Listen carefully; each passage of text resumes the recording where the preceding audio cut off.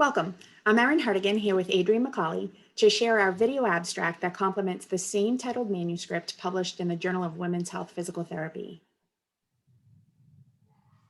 Prior work from our lab comparing women with and without stress urinary incontinence, SUI, found that pelvic floor muscle function did not differ between groups. However, both groups presented with suboptimal pelvic floor muscle function. We also found that women with SUI presented with weaker hip abductor and external rotation strength, but during gait, women with SUI generated greater net internal hip abduction and external rotation moments compared to women without SUI.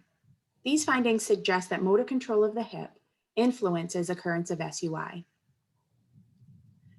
Other researchers revealed that women without SUI responded to a full bladder by slowing the speed of gait during two tasks, whether it was taking a step or walking when compared to an empty bladder condition.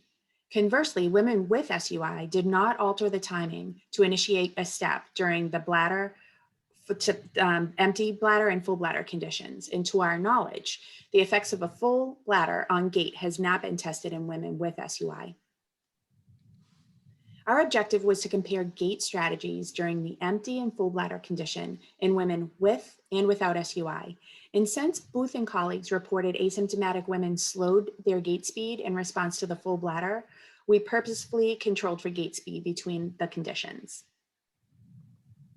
Our manuscript describes our recruitment process and eligibility criteria in detail, but briefly, 19 women with self-reported SUI answered questions that are hashed here, and 23 women self-reported that they never leaked urine.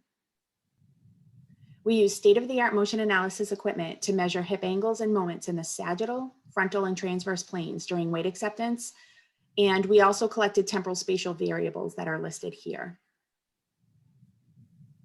Gait occurred under a controlled condition of self-reporting no desire to void, in a full bladder condition that occurred at least 1 hour after drinking 16 ounces of water.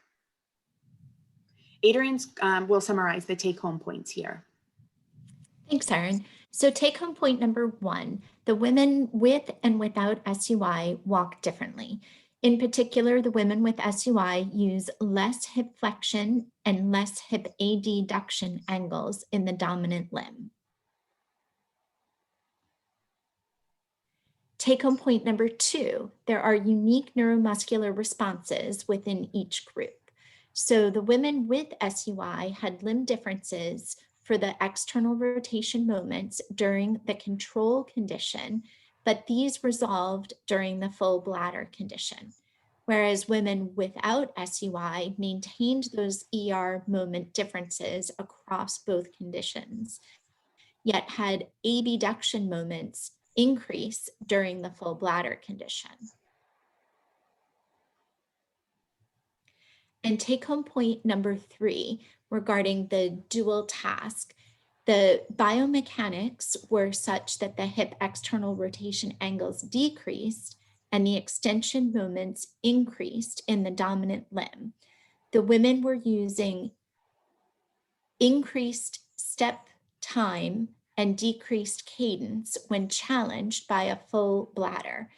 In other words, the women took longer to take a step, resulting in overall fewer steps per minute. The clinical implications are such that we need to perform gait analysis for women with SUI, in particular looking at the hip angles throughout the weight acceptance phase.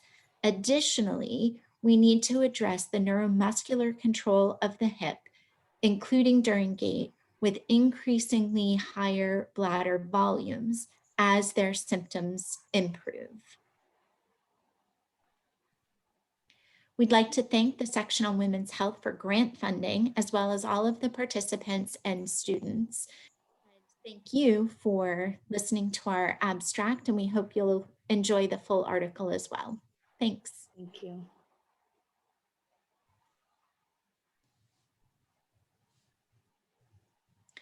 All right,